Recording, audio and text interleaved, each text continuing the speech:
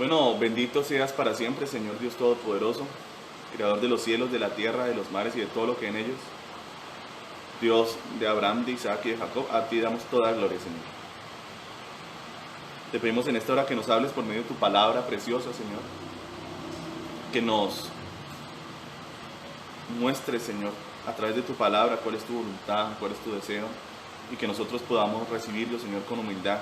Que seamos como María, Señor, que cuando entraste en la casa se sentó delante de ti para escuchar tu voz.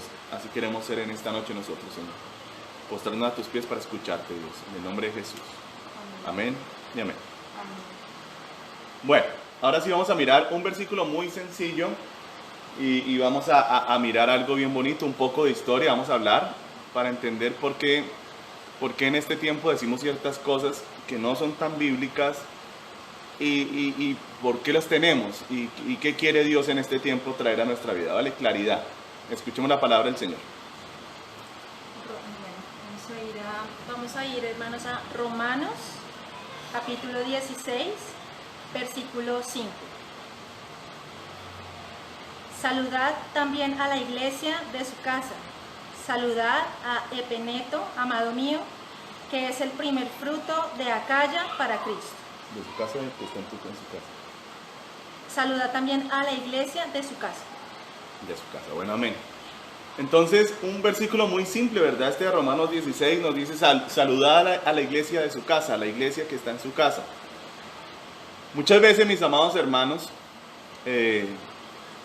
hay personas que se han referido a la iglesia cristiana como una iglesia de garaje, ¿no? Y es un término que se usa bastante a menudo para burlarse de la iglesia cristiana, porque de pronto una iglesia no tiene, las iglesias evangélicas no tienen grandes templos, catedrales y cosas como estas. Pero cuando miramos la palabra de Dios nos damos cuenta de que la iglesia victoriosa, la iglesia de Cristo, siempre se reunía en casas, tal y como estamos hoy en día encerrados todos nosotros en nuestras casas. Y en este tiempo tenemos la bendición de que aunque estamos en las casas nos podemos conectar por este medio. Pero quiero que aprendamos un poquito de historia para que entendamos por qué razón, si la iglesia primitiva tenía tan claro que la iglesia éramos nosotros, las personas, los hermanos, si la iglesia somos nosotros, ¿por qué hoy en día aún los cristianos evangélicos decimos los domingos o los días de culto, decimos vamos para la iglesia? Decimos hasta el día de hoy nos encontramos en la iglesia, nos vemos en la iglesia, decimos muchas veces.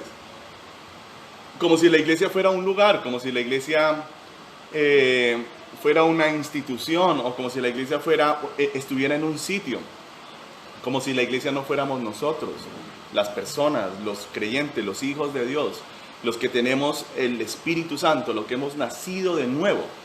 Nosotros, los que hemos sido injertados, anexados al cuerpo de Jesucristo, somos la iglesia. Y esto es algo que tenía muy clara la iglesia primitiva, la iglesia de los primeros 3 siglos, lo tenía muy claro.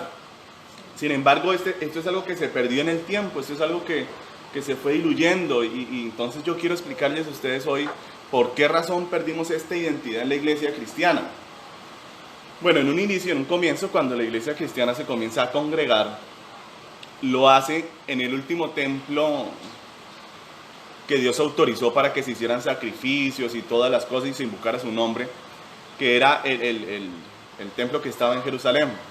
Cuando la iglesia cristiana está en el día de Pentecostés y recibe el Espíritu Santo, y la gloria de Dios viene sobre ellos, ellos se convirtieron en esos momentos en el templo del Espíritu Santo. Ellos son el templo del Espíritu Santo. Sin embargo, tienen un lugar para congregarse, ¿no? Un lugar que era el templo de Jerusalén. Con los días y con las semanas, las cosas se agudizaron y empezó una persecución grave contra la iglesia. Fue tan grave la persecución que muchos hermanos tuvieron que salir de Jerusalén y dispersarse por diferentes partes del Imperio Romano. Lo cierto es que los cristianos no pudieron volverse a congregar libremente allí en el templo de Jerusalén. A pesar de esto, la iglesia cristiana no se terminó, no fracasó, no se vio destruida. ¿Por qué, hermanos? ¿Por qué la iglesia cristiana ha durado 2000 años sin ser destruida? Pues porque la iglesia cristiana somos nosotros. Y la iglesia, aunque no estaba en el templo de Jerusalén, se siguió congregando en las casas. De ahí que el término correcto para que nosotros debemos utilizar cuando vamos a ir al lugar de reunión de la iglesia debe ser vamos a congregarnos. Vamos a congregarnos. ¿A dónde? Al lugar de reunión de la iglesia. Porque nosotros somos la iglesia de Jesucristo. Amén. Nosotros, amados hermanos, somos las piedras vivas del templo de Dios. Sí. Donde sea que nosotros nos congregamos, donde sea que nosotros estamos, podemos estar en una casita muy humilde, podemos estar aún tal vez en el campo, en un lugar sin techo siquiera. Pero si en ese lugar se congregan 2, 3, 4 personas en el nombre de Jesús, levantan sus manos y adoran a Dios, ahí está el Espíritu de Dios, la gloria de Dios está entre ellos. Porque nosotros somos el templo del Espíritu Santo. Ahora, bueno, miren qué pasó. Pasados los siglos se convirtió un emperador romano, o eso dijo él, ¿no? Que se había convertido al cristianismo, llamado Constantino. Constantino está convencido de que el cristianismo es la verdad y que esa debe ser la religión, pues, del Imperio Romano. Y comienza a organizar a la iglesia cristiana y llama a los obispos, ¿no? En el concilio de Nicea, que es tan famoso. Allí ellos llevaron los textos sagrados que habían para empezar a compilar un libro sagrado que hoy en día tenemos, que se llama la Biblia, lo que es una bendición. Pero al mismo tiempo Constantino se dio cuenta de que la iglesia cristiana no tenía una estructura religiosa. ¿Por qué? Porque nunca fue fundada como religión. El cristianismo es una relación directa, real, verdadera, que tiene cada creyente con su Señor Jesucristo. O sea, Jesucristo es nuestra cabeza y nosotros somos el cuerpo de Cristo. Tenemos que estar unidos con Jesucristo y unidos entre nosotros en el vínculo del amor. Amén. En el vínculo del amor. Cuando estamos así, entonces somos la iglesia de Jesucristo. Constantino se da cuenta de que nosotros no tenemos templos, que nosotros no teníamos muchos ritos, solamente teníamos el bautismo, la cena del Señor donde conmemorábamos su muerte y hablábamos de lo que Él hizo por nosotros. Y entonces él comienza a pedirle a esta gente que haga una estructura religiosa, que consolide la iglesia cristiana como una religión. ¿Sí? Entonces en Roma los templos que eran de los dioses paganos comenzaron a ser para la iglesia. Ya ser obispo no era algo horrible, no era alguien perseguido. El obispo es el mismo pastor de hoy en día. El obispo es el pastor de la iglesia. Ese es el obispo en la Biblia, que está en 1 Timoteo capítulo 3. Pero entonces ellos comienzan a tener poder, comienzan a tener como una altura. Ahora ya ser obispo empieza a ser algo muy bueno. Y el cristianismo se va convirtiendo en la religión oficial del Imperio Romano. En esos momentos ya la iglesia cristiana pierde, digámoslo así, su esencia. Deja de ser la iglesia de las casas para convertirse en la iglesia de los templos ahora, ¿verdad? En Roma. Y es así como por medio de los siglos, nosotros ya no identificamos la iglesia con las personas, sino que la iglesia católica romana ahora era la iglesia imperial, era una iglesia donde lo que interesaba era el lugar, el templo. Entonces vemos grandes monumentos que se levantaron por toda Europa, a costa de los dineros de los pobres y de la gente en Europa, por medio de la venta de indulgencias, por medio de la venta de escapularios, por medio de la visitación a los lugares supuestamente sagrados donde estaban las reliquias. Allí está el cráneo de Juan el Bautista, decía, vaya, y usted echa ya unas monedas y se va a ahorrar 200 años en el purgatorio. Y así, con todas estas estrategias, terminaron construyendo monumentos tan inmensos como la Basílica de San Pedro, que hoy en día la vemos y es un lujo, una ostentación, hermanos, cosas llenas de oro, mármoles finísimos. Todo eso es lo que hoy en día nosotros decimos, ahí está la iglesia, decimos. Y fue construido en esa época por todos ellos, ¿no? Por todos estos jerarcas. De ahí, después de eso viene la Reforma Protestante, ¿verdad? Y ya los protestantes comienzan a darse cuenta de que hay muchas cosas que no están ajustadas a la Biblia. Y comienzan a buscar a Dios nuevamente. Pero se nos quedó metido esto en el corazón y en nuestra mente, sobre todo aquí en Colombia, hasta el día de hoy. Decimos, vamos a la iglesia, decimos, aún nosotros los evangélicos, que sabemos que la iglesia somos nosotros mismos, las personas. Somos nosotros. Fue tan fuerte esta unión que se hizo entre la religión pagana romana y la religión cristiana fue tan fuerte que lo que se hizo fue quitar dioses romanos como el dios Mitra, el dios Sol, y reemplazarlos por Jesucristo. Cosa que entonces ya el día de Mitra, que era el 24 de diciembre a las 12 de la noche, y toda esta celebración que había para el dios Sol, se quitó para colocar a Jesús como el nacimiento de Jesús el 24 de la noche. Y así se hizo con muchas figuras cristianas reemplazándolo. Es tan impresionante, hermanos, hoy que hasta el día de hoy, muchas veces nuestros familiares y personas que conocemos dicen, voy a la iglesia de, no sé, del Señor Milagroso o de aquí, de esto. Entonces miren, en la visión pagana de las cosas, ¿sí? Hay un Dios con un templo a donde van a adorarlo, a donde van a buscar el favor de ese Dios en ese templo. Hasta el día de hoy las personas van a, no sé, a donde el Señor caído, a donde la santa patrona aquí o allá, donde hay una imagen con un templo impresionante y tienen que ir hasta allá para ir a buscar el favor de ese Dios. Pero el Dios que tú y yo tenemos no vive en ningún lugar hecho por las manos del hombre. Eso lo dice con claridad Esteban en Hechos del Apóstol 7. Él no mora en las casas hechas por las manos de los hombres, sino que él habita en su pueblo, que siempre ha sido su gran deseo. Durante el tiempo les quiero hablar de otra iglesia que fue muy victoriosa en Rusia, en la Unión Soviética. Hubo una iglesia que fue la iglesia oficial, una iglesia que se quedó con sus templos, con las personas, porque el régimen soviético los dejaba orar, pero tenían que predicar lo que el régimen soviético les dijera. Otra iglesia, la iglesia verdadera, no se quiso someter a lo que el régimen soviético les decía y se fueron a la clandestinidad.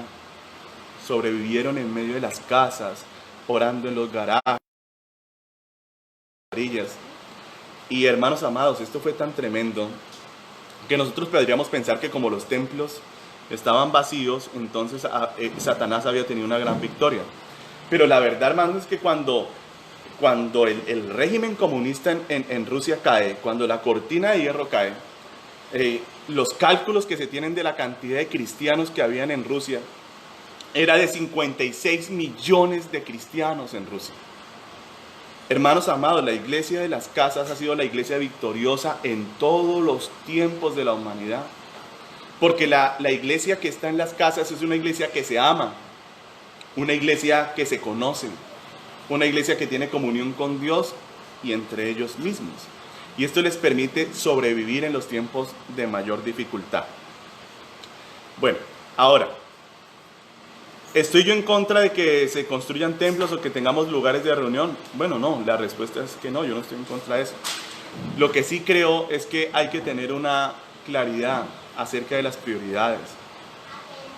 En estos tiempos podemos ver cómo los lugares grandes de reunión y todas las cosas donde muchas veces los pastores hemos invertido muchísimo dinero, están vacíos, hermanos, y no sabemos hasta cuándo se podrán utilizar, porque la estimación es que más o menos por 6 meses no vamos a poder hacer reuniones grandes en este tiempo, con todo esto que ha pasado el COVID-19. Pero mis amados hermanos, yo lo que les quiero dar es una voz de aliento, decirles que aunque los lugares de reunión estén vacíos, la presencia de Dios sigue con nosotros. Amén. La gloria de Dios está en su pueblo. Usted puede hablar como nunca con sus familiares, con sus amigos que están buscando una palabra de Dios y ganarlos para Cristo. Y aunque no veamos lugares de reunión llenos, lo importante no es que los lugares de reunión estén llenos, sino que el cielo esté lleno, con verdaderos creyentes. Lo importante es que todos los que me escuchan sepan que Dios dice que tenemos que nacer de nuevo para poder entrar al cielo. No es simplemente diciendo cualquier cosa o queriendo, no, hay que morir a nosotros mismos, hay que seguir a Jesucristo y recibir esta nueva naturaleza para que nosotros podamos nacer de nuevo. La palabra del Señor dice que nosotros somos el templo de Dios, que nosotros somos las piedras vivas. Y este es un tiempo, mis amados hermanos, donde como nunca tenemos que tener unidad entre nosotros. Porque así como pueden haber cosas de bendición en medio de esto, también pueden haber cosas difíciles. Por ejemplo, veo que hay mucha controversia que se ha levantado, ¿no?, en este tiempo. gente que tiene la doctrina pretribulacionista, otros que no creen en eso como yo. Los pretribulacionistas empiezan a formar mucho problema, a ponerse como contenciosos. Pero yo quiero repetirles algo que ya se los he dicho en otras ocasiones, y es que no ha habido hombre que haya intentado descifrar el tiempo de la venida del Señor Jesucristo que haya quedado bien parado. Nadie lo ha logrado, mis hermanos. ¿Qué quiere el Señor? Que nosotros nos preparemos todos los días para vernos con Él. Porque, mis amados hermanos, o sea, puede que el Señor venga mañana, como puede que venga en un año, como puede que venga en 10 años, yo no lo sé. Pero lo que sí es cierto es que usted y yo podemos morir esta misma noche. Y vamos a encontrarnos con el Señor, querramos o no, allí vamos a estar. Y lo más importante, mis hermanos, que ustedes y yo estemos preparados para ese día, para ese momento. Amén. De nada nos sirve creer en una doctrina u otra y permitir que esas doctrinas nos dividan, sabiendo que no son doctrinas fundamentales ni fundacionales. Son doctrinas y son visiones, teorías de la visión de Apocalipsis que cada teólogo y cada pastor tiene. Pero no pueden ser el motivo de una discordia y de una división, hermanos. Al contrario, ¿qué quiere el Señor? Si nosotros somos las piedras que componemos el templo de Dios, ¿sí? Dios quiere que permanezcamos unidos. ¿Por medio de qué? Del vínculo del amor. El amor es como decir el cemento entre los ladrillos, el concreto, lo que nos mantiene juntos, unidos. Amén. Ahora, ¿qué sucede si yo tomo los ladrillos de un lugar, ¿verdad? Y se los comienzo a quitar. Y se los comienzo a quitar uno por uno. Eso es lo que hace la división, quitar hermanos de su lugar, quitar personas de su lugar. Cuando venimos a ver, el templo está tan debilitado que se derrumba, colapsa el lugar. Y volver a levantar ese templo es tremendamente difícil, hermano. Porque es que reemplazar a un intercesor no es fácil, es dificilísimo. Un intercesor dura años en formarse. Reemplazar a un pastor es dificilísimo porque dura muchos años en formarse. Hermanos, ustedes son importantes para el Señor. Amén. Nosotros somos importantes para el Señor y es su voluntad que permanezcamos unidos. Amén. Por esa razón, no le pongan tanta atención a los runrunes, a las contiendas en cuanto a las doctrinas, que si Cristo ya viene, que si ya faltan 2 días, que si es que ya está. No tomen eso como motivo para ponerse a discutir. No hagan eso. Ámense y amémonos. Más bien vamos a estar en comunicación, en comunión. Si a alguno de ustedes les falta comida, por favor avísennos para nosotros hacer algo por ustedes. Si algo está pasando, hablen para poder orar entre todos. Amén. Miren, yo estoy convencido, y el martes oramos por sanidad, que Dios quiere un pueblo sano. Amén. Para lo que se viene, porque se vienen tiempos difíciles, es por lo menos mi apreciación, que se vienen tiempos que van a ser complejos. Y necesitamos estar sanos, hermanos, para estar preparados para cualquier cosa. Por eso creo que veremos grandes milagros de sanidad ya en sus casas. Porque es que el que sana no soy yo, el que sana no es Mauricio, el que sana no es el pastor tal o cual. El que sana es el Espíritu de Dios y Él no tiene límites. Él no está habitando aquí y todos tienen que venir hasta acá para poder recibir al Espíritu Santo. No, hermano.